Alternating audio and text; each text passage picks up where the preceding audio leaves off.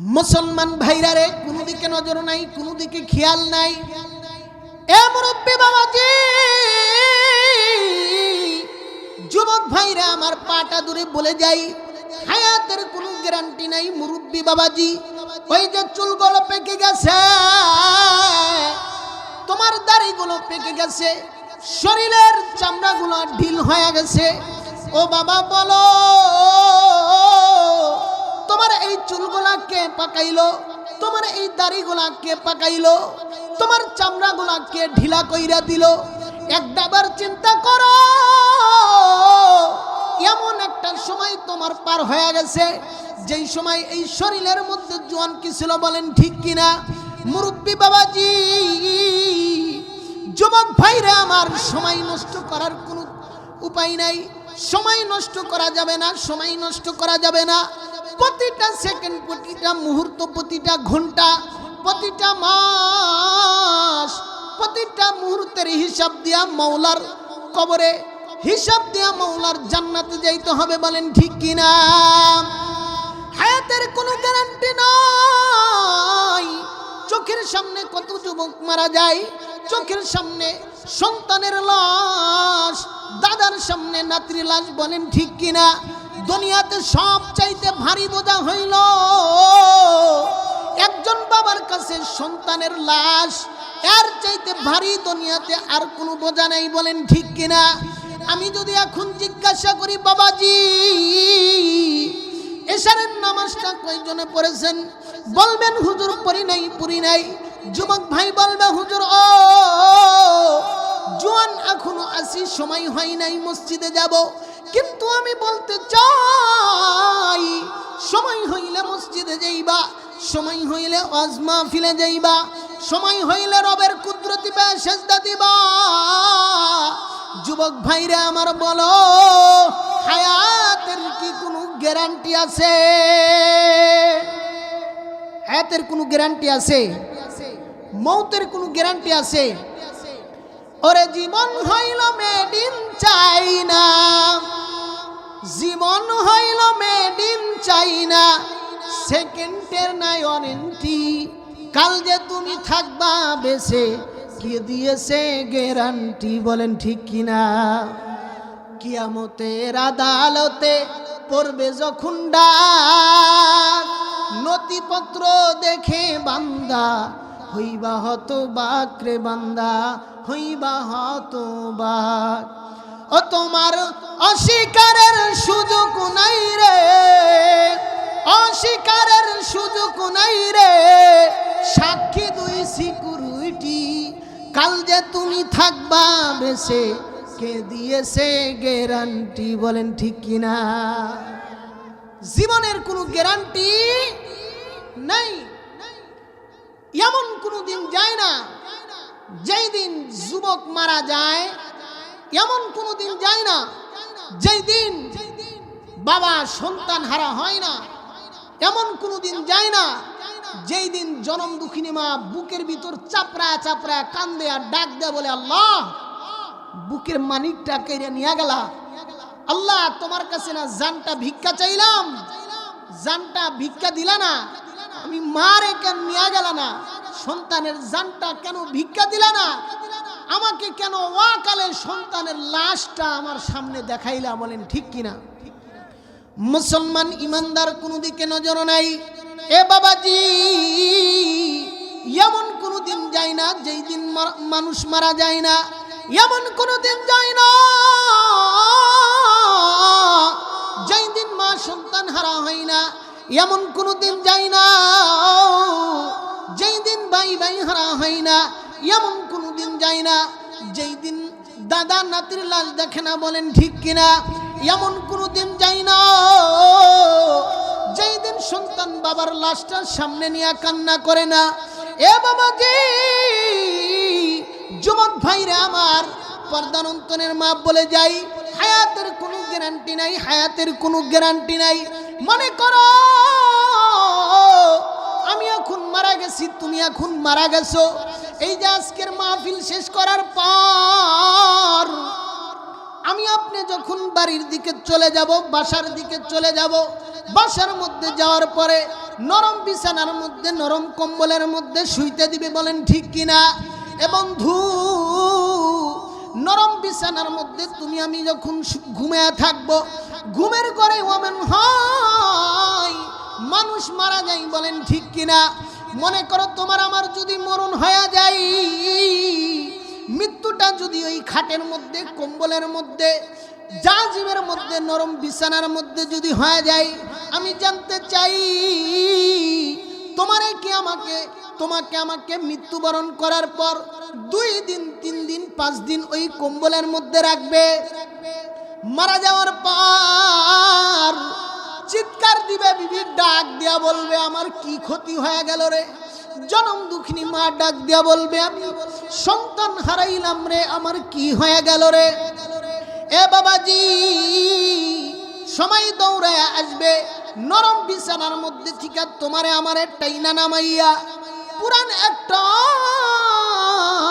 চাদর দিয়া তোমারে আমারে বন্ধুরে, যেই বিছানার মধ্যে কোনো নরম বিছানা থাকবে না, যেই জায়গার মধ্যে নরম কোনো কম্বল থাকবে না, তোমারে আমারে সাদা সিধা জমিনের উপরে একটা চট পাইরা, পাটি পাইরা শয়া দিয়া, বালির ছাড়া, কম্বল ছাড়া শয়া রাখবে। কেউ যাইবে বাঁশ কাটার জন্য আমার বাবাজি, কেউ যাবে কাফনের কাপড় আনার জন্য, কেউ যাইবে বাজারের মধ্যে, কেউ যাইবে মসজিদের মধ্যে খাট আনার জন্য, বলেন ঠিক কিনা? কেউ যাইবে কবর খোঁড়ার জন্য। সবাই বলবে তাড়াতাড়ি করো, তাড়াতাড়ি করো, তাড়াতাড়ি দাফন দিয়া দাও। বাবাজি, হায়াতের কোনো গ্যারান্টি নাই, চক্ষুটা একবার বন্ধ করেন, একজন মানুষও বলবে না। তুমি আমি চিৎকার করবো আর ডাক দিয়া বলবো, ওই কবরে আমি একা একা কেমনে ঘুমাইব? বাড়িতে আমি লাইট দিয়া, ফ্যান দিয়া, বিবিরে তরে নিয়া, সন্তানকে বুকের ভিতর নিয়া সারা রাত্রি ঘুমাইছি, কিন্তু যেই ঘরে কোনো সাথী নাই, যেই ঘরে কোনো বাতি নাই, ওই ঘরে আমি কেমনে থাকবো? বিশ্বাস করেন বাজান, একজন মানুষও বলবে না, একজন মানুষও বলবে না, তোমার আমার চিৎকার কেউ শুনবে না। সবাই বলবে তাড়াতাড়ি করো, তাড়াতাড়ি দাফন করে দাও, তাড়াতাড়ি দাফন করে দাও। এ বাবাজি, তোমারে আমারে জানাজার নামাজটা পড়াইয়া, জনমের শেষ বিদায় দিয়া, তোমারে আমারে 3.5 হাত ঘরের মধ্যে বিছানা ছাড়া, লাইট ছাড়া, ফ্যান ছাড়া, সাথী ছাড়া, একা একা অন্ধকার ওই কবরের মধ্যে রাখবে, বলেন ঠিক কিনা? ওই ঘরে আমার আপনার সাথে কেউ থাকবে, একা একা, শুধু একা ওই ঘরে থাকতে হবে, কোনো সাথী নাই, কোনো ভাতি নাই। একটা বার নির্জনে বসে আমি আপনাকে চিন্তা করেছি, চোখের সামনে কত মানুষ মারা যাচ্ছে, ওই কবরে যে আমি আপনি যাব, যেই ঘরে কোনো সাথী নাই, যেই ঘরে কোনো বাতি নাই, ওই ঘরে আমি আপনি কি নিয়ে যাব? যদি ইমানদার মুসলমান আমল না থাকে, ওই ঘরে দুঃখের কোন সীমা থাকবে? আল্লাহ বলেন, ইয়া আইয়ুহাল্লাযীনা আমানুত্তাকুল্লাহ হাক্কা তুকাতিহি ওয়া লা তামুতুন্না ইল্লা ওয়া আনতুম মুসলিমুন।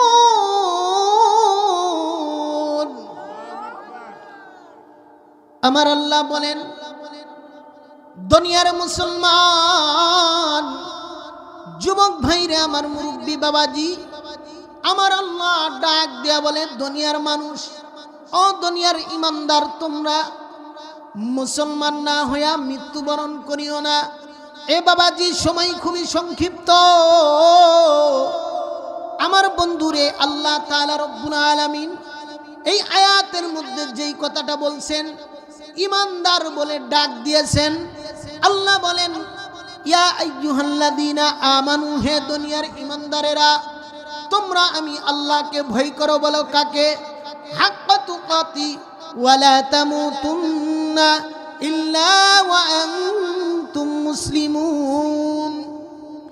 মুসলমান না হয়ে মৃত্যুবরণ করিও না। আমার বাবাজি, এখান থেকে বোঝা যায় একজন ইমানদার আর একজন মুসলমান, মুসলমান আর ইমানদারের মধ্যে পার্থক্য আছে কি নাই? আর জনে বলেন, মুসলমান আর ইমানদারের মধ্যে পার্থক্য আছে কি নাই? আমার বাবাজি, যুবক ভাইরে আমার, এখানে আমরা সবাই ইমানদার, বলেন ঠিক কিনা? একজন ইমানদার যে কালেমা পড়েছে, যে ইমানদার হয়েছে, আমার আল্লাহ তাআলা রব্বুল আলামিনকে মেনে নিয়েছে। এক কথাই হইল, আল্লাহ তাআলা রব্বুল আলামিনের সকল আদেশ যেই বান্দা মেনে নিয়েছে এবং তার উপর আমল করে, যেই বান্দা আল্লাহর সকল আদেশকে মেনে নিয়েছে এবং আল্লাহর সকল নিষেধকে মেনে নিয়েছে, এ বন্ধু মুরব্বী বাবাজি, তাকেই বলা হয় ইমানদার, বলেন ঠিক কিনা? আহলে সুন্নাত ওয়াল জামাতের আকীদা হইল হক্কানি উলামায়ে কেরামের আকীদা হইল, হক্কানি পীর বুজুর্গদের আকীদা হইল, তাদের মত হইল যেই বান্দা ঈমান এনেছে, আল্লাহকে মেনে নিয়েছে, যেই বান্দা ঈমানদার, এই বান্দা যদিও নামাজ পড়ে না, যদিও হজ করে না, যদিও যাকাত দেয় না, যদিও দান সদকা করে না, যদিও বেরোজাদার রোজা রাখে না, বলেন ঠিক কিনা? আমার বাবাজি, যদিও এই লোকটা নাফরমানি করে, কিন্তু ঈমান আনার বদলতে এই লোকটা যখন মারা যাবে, মারা যাওয়ার পর নিঃসন্দেহে এই লোকটা জাহান্নামী, বলেন ঠিক কিনা? এই লোকটা যাবে রবের জাহান্নামে, জাহান্নামের আগুনের মধ্যে আল্লাহ তাআলা রব্বুল আলামিন পোড়াইয়া পোড়াইয়া পোড়াইয়া পোড়াইয়া পোড়াইয়া পোড়াইয়া জ্বালাইয়া জ্বালাইয়া জ্বালাইয়া সাদা দিতে দিতে আমার বন্ধুরে মহান রব্বুল আলামিনের কাছে কান্না করবে, ডাক দিয়ে বলবে, আল্লাহ,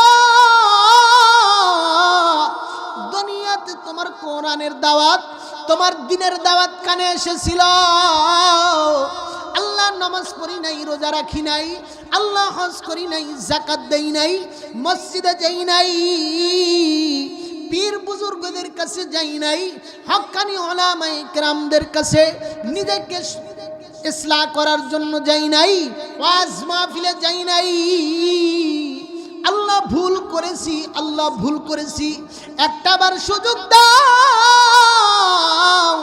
ও মালিক, দুনিয়াতে যাইয়া তোমার ইবাদত করব। আল্লাহ বলেন, হরগিজ কখনো সম্ভব না, এইটা কখনো হবে না, এইটা কখনো হবে না।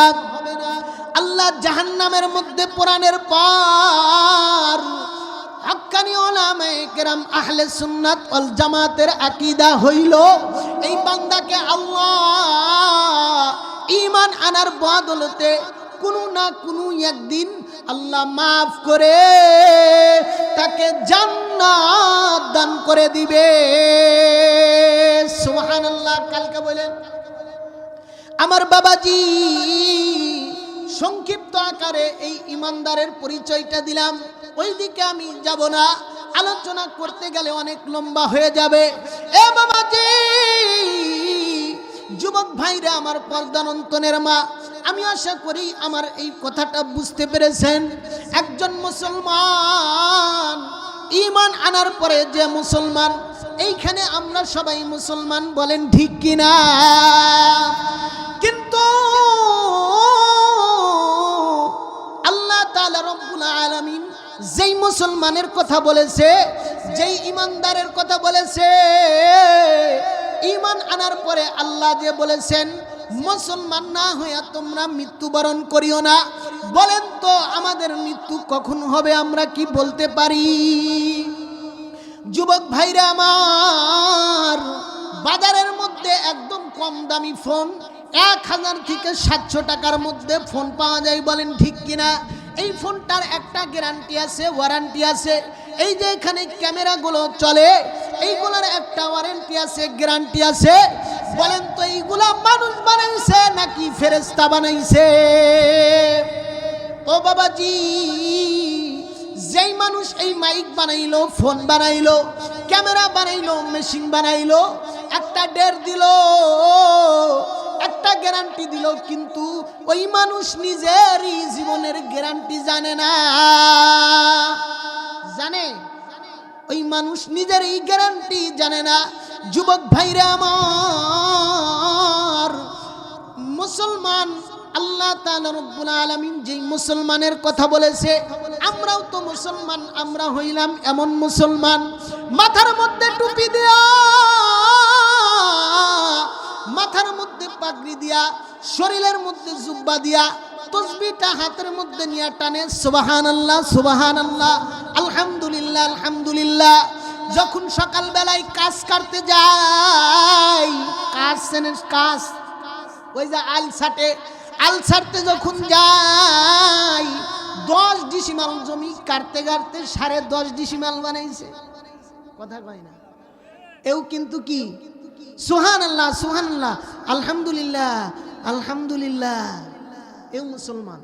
এমন মুসলমান মনে হয় আপনাদের বরদুলে নাই। আমাগরে গ্রামের কথা বলতেছি, বুঝেন নাই?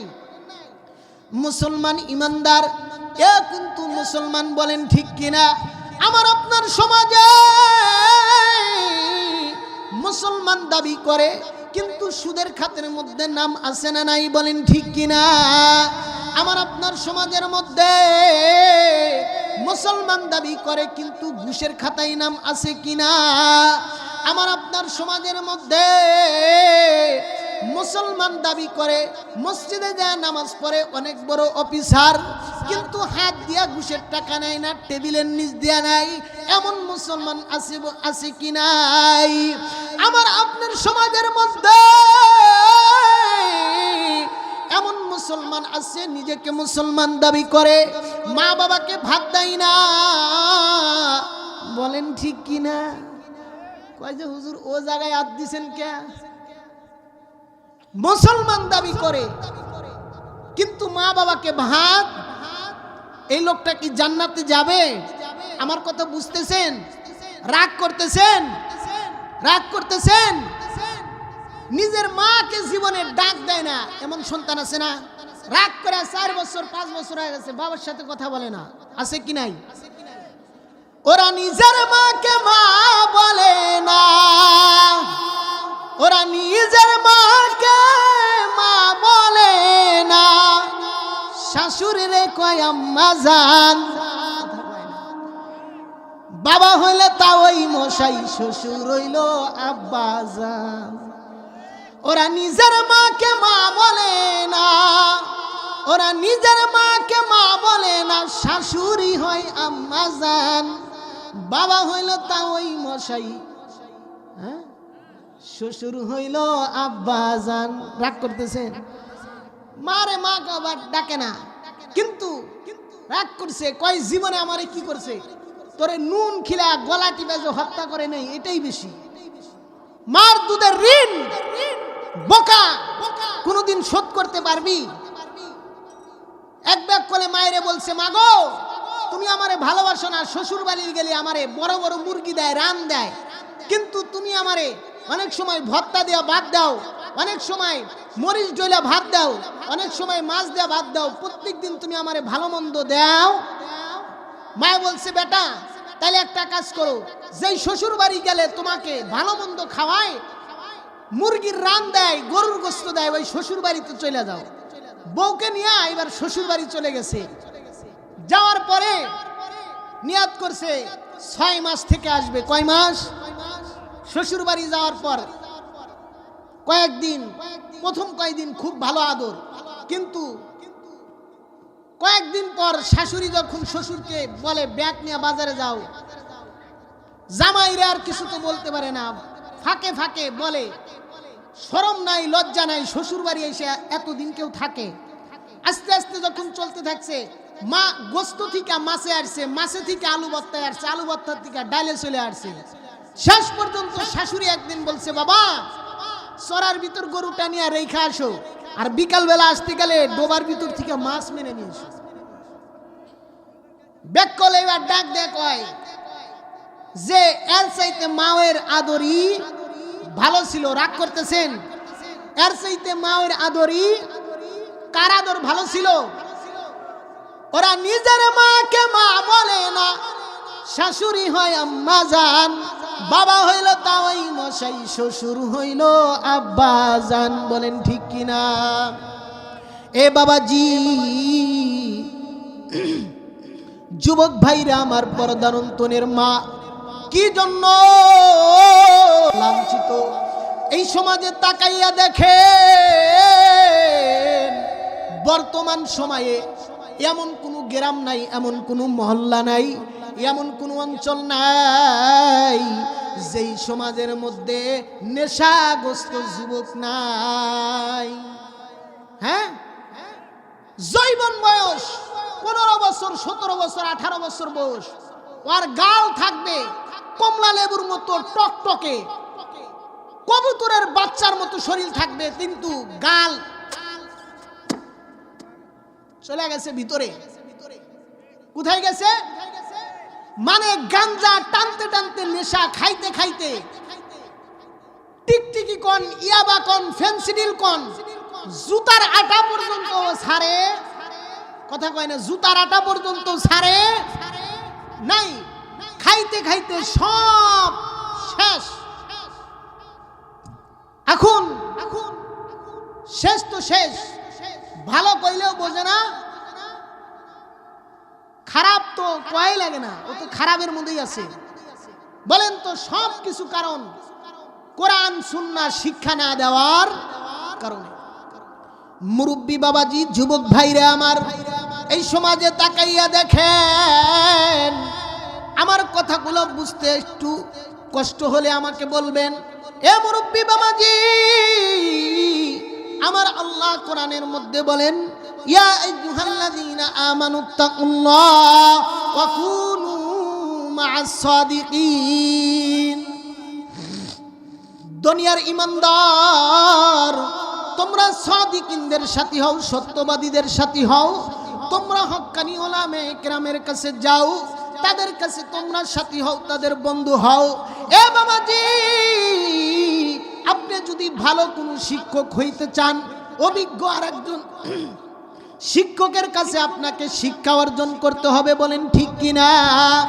আপনি যদি ভালো একজন চালক হইতে চান, অভিজ্ঞ আরেকজন ভালো চালকের কাছে যাইতে হবে। বলেন ঠিক কিনা?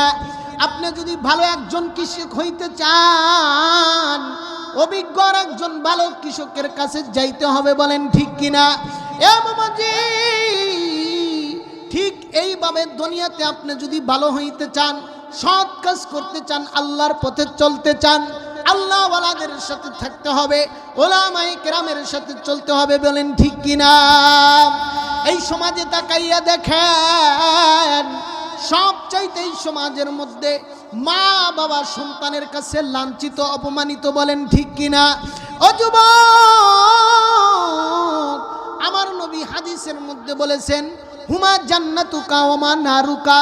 তোমার মা তোমার জন্য জান্নাত, তোমার মা তোমার জন্য জাহান্নাম। তোমার বাবা তোমার জন্য জান্নাত, তোমার বাবা তোমার জন্য জাহান্নাম। ও যুবক ভাই গো,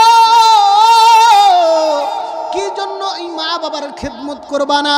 ওই মা বাবার কি জন্য সেবা করবা না?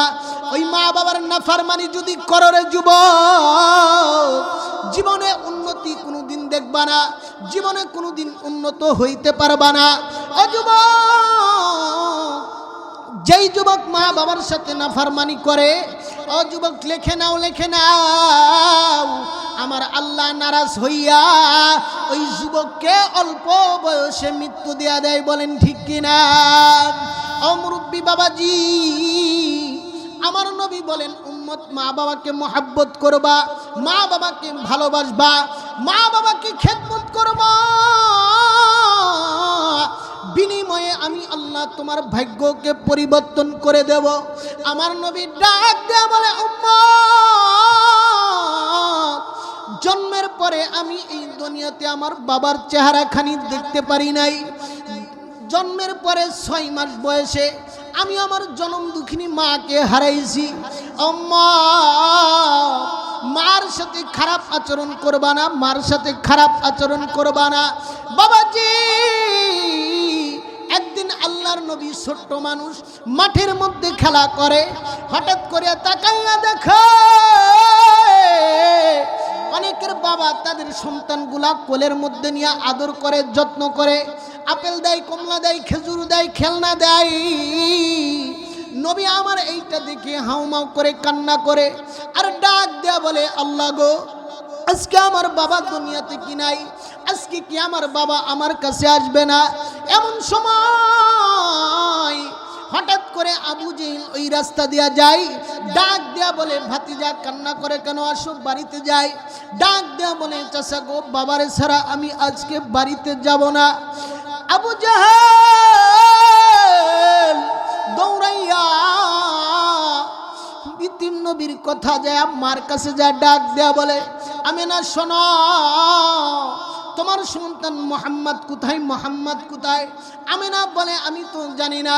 ডাক দেয়া বলে, তোমার সন্তান ওই যে মাঠের মধ্যে খেলা করে, বাচ্চাগুলার খেলা দেখে আর কান্না করে বাবার জন্য। মা তো মা, একটা চিৎকার দিয়া মাঠের মধ্যে চলে গেছে। যা দেখি তিন নবী আমার বালুর মধ্যে গড়াগড়ি করে। মায়ের ডাক দেয়া বলে, বেটা, এই জায়গার মধ্যে কান্না করো কেন? চলো বাড়িতে যাই, চলে বাড়িতে যাই। এমন সময় নবী আমার ডাক দেয়া বলে, বাড়িতে যাব না। ও বাজান, যুবক ভাইরা আমার, নবী আমার কান্না করে, মায়া আদর কইরা বুকের ভিতর নিয়ে যখন বাড়িতে চইলা গেছে, শ্বশুরকে ডাক দেয়া বলে, বাবা গো, এই যে আপনার নাতনি আপনার সন্তানকে দেখতে চায়। বাবা তো বাবা, দাদা আব্দুল মুত্তালিব ডাক দেয়া বলে, পুরাতন জ্বালা আবার আমার কলিজার মধ্যে তুমি ধরাইয়া দিলা। অল্প বয়সে আমি আমার সন্তানকে হারাইছি, আমি এইটা ভুলতে পারি না, ভুলতে পারি না। অনুমতি দিয়া দিলাম, আগামীকাল আমার দাদু ভাইরে নিয়ে আমার সন্তানের কবরখানা দেখা নিয়ে আসবা। মুসলমান ইমানদার, পরের দিন সকাল বেলায় আল্লাহর নবী ইতিম নবীকে নিয়া মায়ে যখন, মা আমেনা যখন রওনা হয়ে গেল মক্কা থেকে, সিরিয়া এবং মক্কার মাঝামাঝি একটা জায়গা, জায়গাটার নাম হইল আবওয়া জায়গা। বলেন নাম কি? আবওয়া। এই জায়গার মধ্যে আমার নবীর বাবা ঘুমাইয়া আছে। নবীজিকে নিয়ে যখন যাই, বারবার ছোট্ট মানুষের একটা দেখবেন, ওদেরকে নিয়ে যখন কোথায় যাইবেন ওরা বারবার জিগাই, বলেন ঠিক কিনা? নবী আমার ডাক দেয়া বলে, মাগো, বাবা আর কত দূর, বাবা আর কত দূর? হঠাৎ করে বাবাজি লম্বা অনেক ঘটনা, একটা পর্যায়ে যখন পৌঁছাইয়া গেল, ইতিম নবীরে ডাক দেয়া বলে, বেটা, ওই যে তোর বাবার কবর দেখা যায়। এ বাবাজি, ইতিম নবী মায়ার নবীকে যখন হাতটা ইশারা করে জনম দুঃখিনী মা বাবার কবরখানা দেখাইছে, বাবা বইলে একটা চিৎকার দিয়া কবরের মাটিগুলা খামচাই আর ডাক দিয়া বলে, আব্বু, ও আব্বু, আমারে কে কোলে নিবে, আমারে কে কোলে নিবে? মাটিগুলা খামচাই। মায়ের নবী ডাক দিয়া বলে, আব্বু গো, ঠোক, কে আমারে কোলে নিবে, কে আমারে আদর করবে, কে আমারে যত্ন করবে? এ বাবাজি, অনেকেই বলেছেন হয়তো আব্দুল্লাহ কবরের মধ্যে থেকে আল্লাহকে বলতেছিল, আল্লাহ, তুমি আমার কবরটা একটু ফাটাইয়া দাও, আমি আমার সন্তানকে একটু বুকের ভিতর নিয়ে আদর করব, যত্ন করব। এ বাবাজি, এই যে এখানে অনেক যুবক ভাইরা আছেন, মুরব্বী বাবাজিরা আছেন, দাড়িগুলো পেকে গেছে, চুলগুলো পেকে গেছে। আমাদের মা বাবা ওই অন্ধকার কবরের মধ্যে আছে কি নাই? আর জোরে বলেন আছে কি নাই? ওই অন্ধকার কবরের মধ্যে ঘুমাই আর আমার আপনার দিকে তাকাইয়া থাকে। এই যে আজকে জুমার দিন, সন্তান যদি কবরের পাশে যাইয়া দোয়া করে মায়ের মুখের দিকে তাকাইয়া ডাক দিয়া বলে, বেটা আমার কবরের পাশে আসছো। বাবা ডাক দিয়া বলে, আমাদের কবরের পাশে আসছো। এই দিন যদি দান করা যায়, আমার বাবাজি আমার আপনার দানের উসিলায় ওই মা বাবার কবরে আযাব আল্লাহ মাফ করে দেয়। বলেন ঠিক কিনা? এখানে এমন যুবক আছে, একটা সময় বাবা ছিল, মায়ে ছিল, মাকে ভালো খাবার খাইতে পারে নাই, মার শরীরের মধ্যে নতুন একটা কাপড় দিতে পারে নাই। বলেন ঠিক কিনা? অভাবের তাড়নায় বাবাকে চিকিৎসা করাইতে পারে নাই। ওই যুবক এখানেও বসে আছো, অনেক মুরব্বী বাবাজিও এখানে আছেন, অনেক কষ্টের মধ্যে দিন কেটেছে, কিন্তু আপনার পকেটের মধ্যে আজকে টাকা আছে, আপনার সম্পদ আছে, আপনার চাকরি আছে, আপনার ব্যবসা আছে, কিন্তু ওই মা বাবা অন্ধকার কবরের মধ্যে ঘুমাই। বলেন তো বাবাজি, হাজার চেষ্টা করলে একটা নতুন কাপড় কি ওই মাকে পরানো যাবে? একটা নতুন লুঙ্গি কি ওই বাবারে পরানো যাইবে? একটা আপেল কিনা ওই কবরে কি খাওয়ানো যাবে? বলেন যাবে না।